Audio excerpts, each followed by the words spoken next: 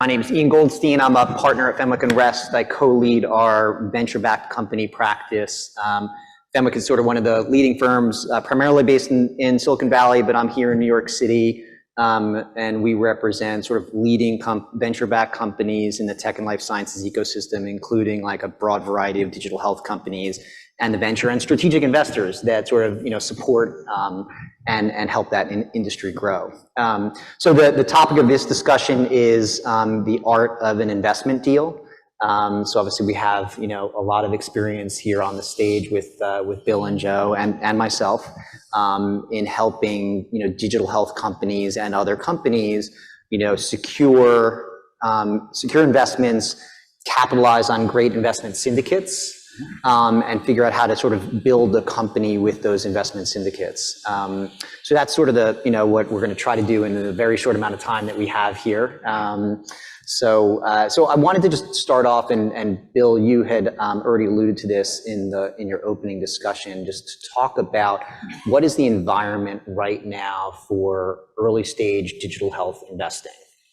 So what we're seeing is there's actually a lot of capital out there, but the problem is getting access to that capital. And from the growth investing side, where we focus, what we're seeing is that most of the companies that raise those big rounds and high valuations in 21 and 22, in order to get funding, you're going to have to take a flatter down round. That's just for those growth. What we're seeing is, and those companies are struggling to actually raise money no matter how good they are and how good their P&L is. From the A, B rounds, and even the startup cap, we're actually seeing more funding going into them without as many conditions as you might see in the growth equity rounds, probably because they didn't raise at those ridiculous valuations that aren't supported by the P&L, and they're relatively raising much smaller rounds, so their access to capital tends to be a little easier. The other thing I think is it's obviously investor friendly now versus being company friendly before, and maybe a little less structure perhaps in some of the rounds we're seeing for the earlier stages. And then certainly in the down round stages or flat round, a lot less structure, simply because it's just really impossible to get a deal done if you're putting that much structure in place. So just trying to make it as simple as possible for those companies that are going to have to raise the down round. Again, but that's more on the growth side versus the early stage rounds. At least that's what I'm seeing. Yeah, I mean, so I'd say that the data that we're seeing at Fenwick, and that you all are probably like looking at, whether it's CB Insights or PitchBook or some of the other data sources, would suggest there's a fair amount of sort of strength and activity at the earlier stages, right? Pre-seed, seed, and A, and then you begin to sort of have some tension points as you sort of go up the food chain to sort of later stage and growth investments. And Joe, is that consistent with what you're seeing? Yeah, and I'll just add a little more to the question in terms of the companies and how we're working with our assets in terms of follow-on investments. What we're seeing too is a bit of a slow roll by some of the investors where they want to wait a bit. So it takes longer to raise money. You generally get it, but usually where you may go 6 months to 8 months and start out earlier looking for funding, we're starting out like a year ahead. And whether you have a banker or not, there's a lot of folks that are still want to be very cautious of what they're investing in, and they're taking a hard look, and it seems like they're going deeper in terms of due diligence than usual. And what that sometimes leads to is us having to fund or bridge the company longer. So you're seeing us put in note rounds, and the insiders of the syndicate put in note rounds to carry them through to that and that final raise. So that's been different for us, and we're seeing a lot more of that, and it's frustrating for all parties. The one thing I'm seeing too is part of the problem we're seeing in those growth rounds is that there's a reluctance by the investors and even the C-suite to take that down or flat round. And the reality is, you think it's common sense, but what they don't see is that dilution doesn't cause bankruptcy. Lack of cash causes bankruptcy. And at least with a down round or a flat round, you live another day. And that's what we're trying to coach a lot of these firms, is that you don't need to raise a lot of money. You just need to raise to get you to that inflection point that allows you to raise the next round, to grow again. But it's just been an interesting dynamic amongst investors of just their reluctance to want to do those down or flat rounds. But the reality is, as Joe said, it takes, if you thought it took 6 months, it's now taking a year, and the cash runway is a lot less than they believe that they have. And that's causing, I think, compounded issues. But again, that's more on the growth side than the early stage. Yeah. So what tips do you both have for companies? Let's start at the early stage because it's going to be different depending upon stage. Tips you have for earlier stage, let's say seed and A stage companies, to try to accelerate that timeline a bit, right? When you're going in, let's say you're a new investor, you're not, we're not talking about a follow-on for one of your portfolio companies. You're looking at a company, it's an earlier stage company. What are the things that you see that help accelerate your decision-making? And what are the things that you see that sort of slow things down? Because I think that would be sort of a helpful tip for the audience here. I think one of the interesting things is, even though you may not be raising, it's the whole idea of talk first, then raise cash. And so the idea is start to line up lots of people and lots of investors that you could just have conversations with about your company, which then sets you up when you're ready to raise. That accelerates the process because you already have a cohort of groups of investors that have already heard about your company, know about your company in depth, and you're not starting from scratch, so to speak. So we always try to give this advice almost, it's really kind of simple. It's just, talk first, build a cohort, then raise your capital. And that tends to accelerate it quite a bit. And I think what also helps accelerate is how well you manage your cash flow prior to your raise, right? When investors can tell when you only have 2 or 3 months of cash left, they can smell that there are sharks in the water at that point. So the whole idea is, again, making sure that you're raising where the company looks healthy, right? No matter what stage, whether you're doing it at a time where you're building your company. Now, it's one thing if you're pre-revenue and don't have any customers yet, but that's a part of your story, though, that you're selling. And then your inflection point is, but at this point we will have customers and so on and so forth. So it's also part of your storytelling. And the last tip I'll give and turn it over to Joe is, one of the things we try to tell everybody is fix your narrative. The narrative is the most important thing that you're going to do when you're pitching. And really the whole idea is tell the truth about where you're at today and where you're going to be. One of the things that us investors don't like is when you maybe have 2 years of flat revenue and then you show me a hockey stick that you're going to make this incredible amount of revenue. We know that that's not true, but what we want you to do is tell me what's the inflection point that's going to make me believe to invest in you that will get you to that hockey stick point. It's okay if you might go, well, this next year we're only going to increase by a few million, but then we're going to go up. That's a better story than telling me this story that I don't believe, around where your revenue is. So it's really getting that inflection point and making me believe as an investor that you have everything in place to get you there. And then that actually accelerates the funding process because we believe in what you're saying. So I think that the syndicate is critical, and even at an early stage, and you touched on it a little bit, having your story and the narrative is huge, even if it's a few years out. You like to hear where this is going. You might have a good idea and it's a core phenomenal patented thing, but if it doesn't lead to something larger or have that vision or strategy frameworking behind it, it's tough to kind of visualize why I should invest now.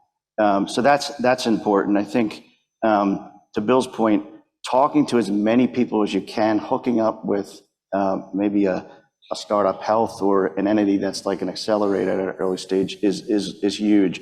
We're not early investors, and frankly, I'll be honest, it's a long haul to get in early and stay with the company and coach and bring them up. We have 38 active investments. Can you imagine if there were 38 earlier stage companies, and there's 10 of us now, 3 of us actually doing the deal. So that's a lot of work. I'm on 6 boards, and those are growth companies, and that's a lot of work. So you have to pick your syndicate really intensely and understand their ability to really give you a ramp of their time and get into kind of the things you need to do, like hiring and all the things to run a company. So I think that's important. I also say that one of our companies that is using a banker, and this is a later stage company, the banker put a kibosh on them moving forward until their story was really tight, and they made cuts, and the cash flow was strong, and the story there of where it was going was strong. So you're seeing a lot of that now, and I think that should be carried into early or late. And you really got to have your story buttoned up and get the help to get you that story. His idea of just putting it in front of everybody, people do that with us too. And even if they're not an investor, is a phenomenal way to kind of, learn where it's wrong first. What you're saying, hope is not a business model. I love that saying. It's not. It has to be. Hope is not a strategy. Yeah, it has to be real. Let's talk a little bit about deal terms, right? Bill, you mentioned the word structure, right? I would say, I'm curious both your takes, but I have a feeling I know what it is, that generally speaking, that companies should be aiming for simplicity, right? Ideally, your cap table would have not layers of seniority in your preferred stack, right? Ideally, there'd be a streamlined governance structure. Ideally, you wouldn't have terms like multiple liquidation preferences and cumulative dividends and lots of things that are both sort of dilutive to the common and the management team, but also sort of anchoring in a potential problem for a subsequent round of financing, right? So, it would ideally for a company to eliminate those things and have a very simple fundraise regardless of stage. So the question is, right, how do companies get there, right? In a tougher funding environment like what we have, like what are some tips that, that founders and executive teams can use to sort of try to drive as best they can their current and new investor syndicates towards that sort of simpler structure? Typically where a simple structure comes in, it actually comes from groups like ours who are the growth investor. When we come in, not that we're looking to recap the company, but we're not putting up with any of the nonsense that was done in the previous rounds for the most part. And you have that ability when you're putting the large amounts of capital to work that we typically put to so if there's all sorts of liquidation preferences and there's no debt on the books, and that stuff has to go. Making sure that all the voting rights and the class rights are correct, that everybody's represented, to your point, fairly. Where we tend to see structure, for the most part, I would tell you, is when we do debt, right? That's typically when we'll add a little structure, but it's typically around some kind of either warrant or liquidation preference. Other than that, even as a growth investor, we try to keep it as simple as possible. And so where that stems from, though, is really from the earlier rounds, where part of it is where Joe said about your syndicate. What's the sophistication of your syndicate? And, a lot of funds don't really perhaps know how to put these structures together. They haven't led before. So it's finding the right lead for your investment that knows how to actually put a term sheet together that's fair to everybody. I think that's an important piece, and that gets to Joe's thing about the syndicate, but it's the lead investor really is one of your most important investors, because they'll put the deal together for you and with you. And that's the other piece, is partner with the investor. You all have a stake in what's going on. You build the company. You don't have to, you also, you push back. You don't have to take everything the investor says as gospel either. But that's kind of things the way we sort of think about it, is we just don't like structure really much at all. But it does happen when we do things like debt, because that's a different type of instrument that does require structure. Joe, thoughts on? Yeah, so I agree with everything Bill said. The additive there would be, when you have a syndicate that's a mess and there's a lot of folks kind of on the cap table, it might be a good idea to start to look at somebody to come in that is part of the syndicate to take out some of those early investors. A lot of folks that are early investors get tired. They're not contributing like they did up front.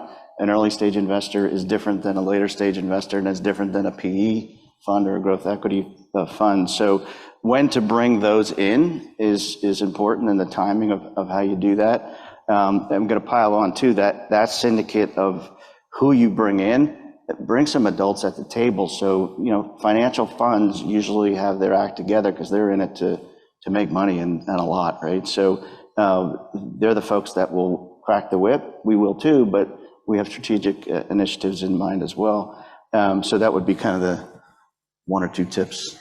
Yeah, I think it's a good point. I think sometimes you need to go through a complicated deal to get back to a simpler structure. Yes. We're seeing sort of a lot of that now in like the mid-growth stages and later stage companies where you're seeing sort of down rounds and companies that have to have their cap table sort of restructured. Those transactions are often pretty complicated and can be messy and difficult to deal with. But I think the goal at the end of the day, right, is to use that complicated and challenging process to get back to a price evaluation and an overall cap table and governance structure that actually makes sense and can support the company going forward for its next sort of milestones of success. So I think that's a key piece of that puzzle. John's waving, so I'm going to ask one more question. Is that okay, John? All right, so we'll have one more question. Just particular areas of sort of strength, right? Like where are you seeing sectors within digital health that might be particularly strong and attractive places to focus energies to gather those investment opportunities? So from a pharma perspective, which is obviously what we represent, probably the biggest area that pharma is adopting right now is the use of artificial intelligence and machine learning in drug discovery and clinical ops. And supply chain. Right, and Joe, because Joe represents the supply chain, but that's a big area as well. Where it's less from a pharma perspective, I'm just throwing at you is the commercial side, because we're under many anti-kickback statutes that prevent us from investing in certain things. For example, we like telemedicine, but I can't invest in it because we can't be in the corporate practice of medicine as a pharma-owned venture capital firm. Doesn't mean those places aren't good. I think monitoring is a really big place that's being adopted by the industry, because the devices are they're smaller, faster, they collect more data. That's a really big area. We're seeing a big uptick in social determinants of health, where health equity is gaining strength.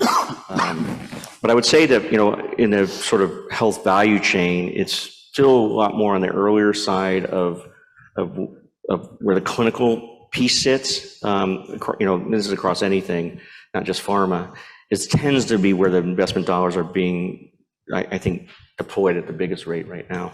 Yeah, I have nothing really to add except that supply chain is definitely an area that's hot, and all the technology around that, which the only thing I'll say is the tech being used there can be the same tech being used in a clinical environment. So there is leverageability there. And what I like about those types of investments is supply chain analytics AI is supply chain analytics AI for a lot of different entities and industries. So if you start to dig in there, go look at other Amazon's great at supply chain, right? So go look there.